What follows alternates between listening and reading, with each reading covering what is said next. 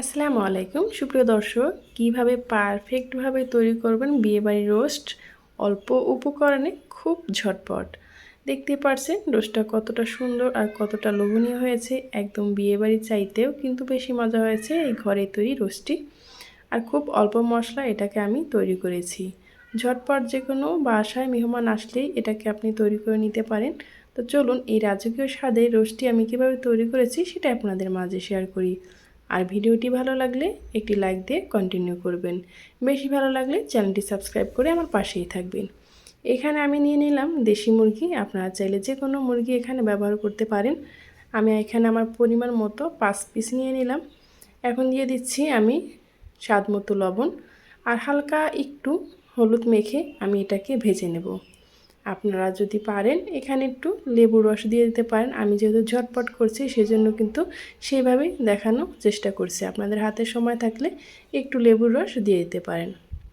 এখন আমি এটাকে একটু ভেজে নেব। দিয়ে দিচ্ছি পর্যাপ্ত পরিমাণ কড়াইতে তেল। এই তেলেই কিন্তু আমি রোস্টটাকে রান্না করব, সেজন্য একটু বেশি করেই তেলটা ব্যবহার করেছি। এখন আমি একটু লাল লাল করে ভেজে নেব। রোস্টটা কিন্তু একটু শক্ত শক্ত খেতেই বেশ ভালো লাগে। আবার যেহেতু এটা দেশি মুরগি এমনিতেই কিন্তু একটু শক্ত থাকে।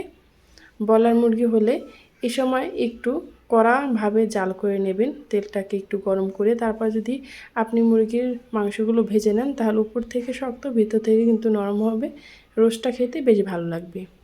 বিয়েবাড়িতে কিন্তু অনেকগুলো রোস্ট একসাথে ভাজা হয় এবং বেশি তেলে দিয়ে, আর কিন্তু জালটা কিন্তু অতিরিক্ত থাকে, সেই জন্য উপর থেকে কিন্তু শক্ত থাকে, ভিতর থেকে নরম। এভাবে করে আমি সবগুলো মাংস ভেজে নিয়েছি। দেখতে পাচ্ছেন কালারটা কীরকম হয়েছে। এই পর্যায়ে এসে এখনও যারা লাইক দেননি প্লিজ আপনাদের কাছে অনুরোধ করছি একটি লাইক দিয়ে ভিডিওটা কন্টিনিউ করবেন। এখন আমি মাংসগুলো উঠিয়ে নিচ্ছি আর সেই তেলে দিয়ে দিচ্ছি পেঁয়াজ কুচি এবং মরিচ কুচি, দিয়ে দিচ্ছি তেজপাতা, দারচিনি এবং এলাচ। এখন এই মশলাগুলোকে দিয়ে ভালোভাবে পেঁয়াজটাকে আমি ভেজে নিচ্ছি।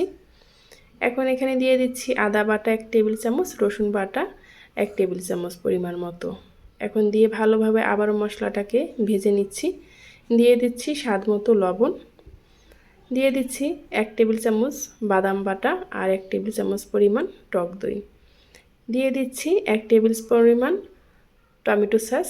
এখন এই সবগুলো উপকরণ একসাথে ভালোভাবে আমি মিক্স করে নিচ্ছি।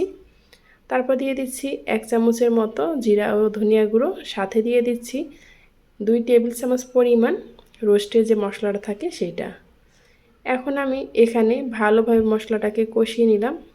সাথে দিয়ে দিচ্ছি দুধ, অল্প দুধ দিয়ে এটাকে আমি আবার একটু ভালোভাবে কষিয়ে নিচ্ছি। আমি কিন্তু এখানে বেশি একটা পানি ব্যবহার করিনি।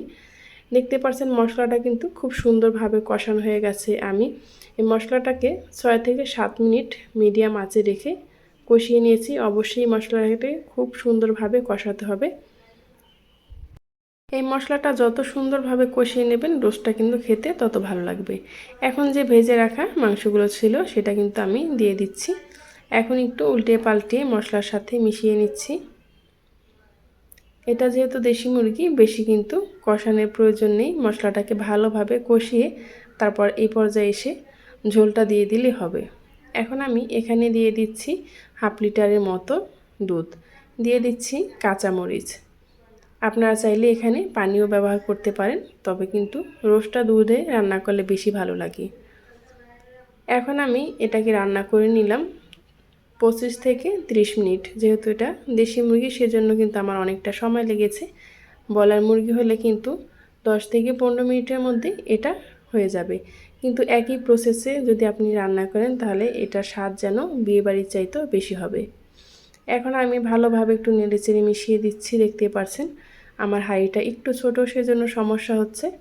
আপনারা রোস্টটা রান্না করার সময় একটু হাঁড়িটা বড় নেওয়ার চেষ্টা করবেন।